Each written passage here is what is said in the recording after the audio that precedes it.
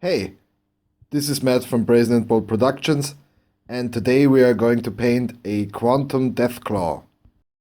As you can see, Jojo was kind enough to cast a baby blue Deathclaw mount for me. And usually when it comes out of the mold, I like to clean it a little bit before further working on it. For this, I use a very soft sanding sponge. I sand it down lightly, not too much because we don't want to lose any of those details. And I know on the head I go over the top a little bit, and on the sides I am very delicate because there's some details that you really don't want to lose. And on the horns I just go along the grain. Yeah.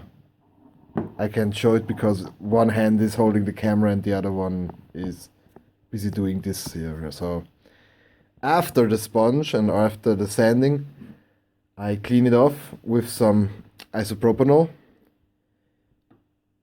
It's also called cleaning alcohol, I think. And my reasoning behind this is as follows.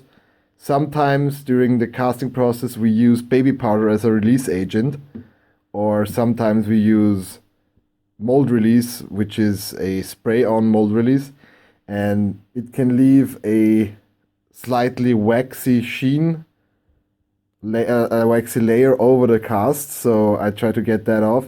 And when we use baby powder as a release agent, sometimes some baby powder remains stuck to the cast, so I try to clean that off nicely with just a rag, some isopropanol. If you want to use water, that's fine too. It takes a little longer to dry after that, and you should only work with a dry and clean cast.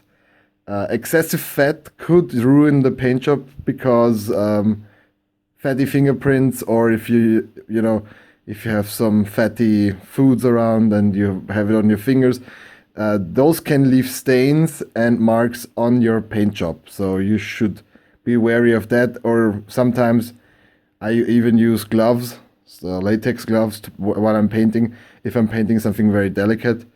For this today, my relatively clean hands should work out just fine.